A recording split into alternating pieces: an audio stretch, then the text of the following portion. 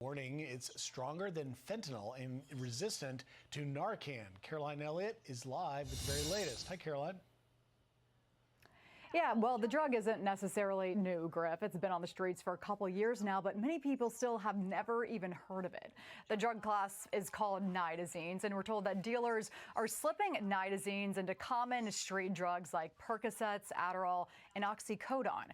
We're told dealers started looking at some different options when police started cracking down on fentanyl, and many started using Nitazenes instead. Experts say it's cheap to make, it comes in really small doses, so easy to smuggle in, and it's even stronger than fentanyl, in some cases up to 43 times stronger, according to health officials. What's worse is first responders are finding it doesn't always respond to Narcan, which of course has saved so many lives. And because it is so deadly, lawmakers are now stepping in.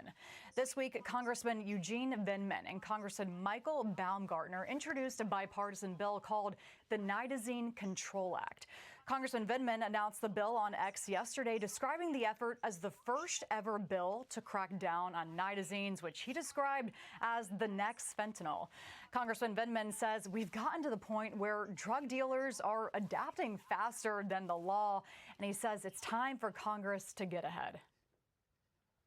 Congress needs to wake up, and they need to provide the tools that law enforcement needs to do their job.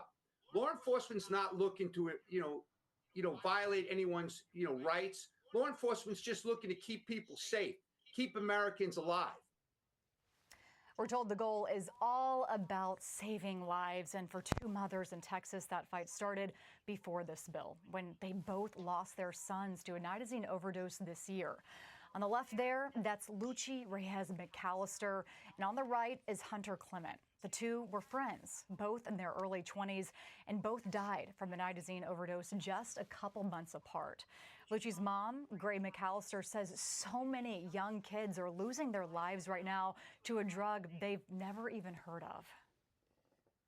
I'm just one person, right? And trying to spread awareness on something like this, as you mentioned, DEA, federal law enforcement, they've spent a lot of effort on one pill can kill, and raising awareness about fentanyl, and Nitazenes aren't even anyone's vernacular. Now, the bill is still in the first step of that legislative process, still hasn't even come to a vote yet, but both mothers told us the introduction of this bill is a wonderful first step. Griff.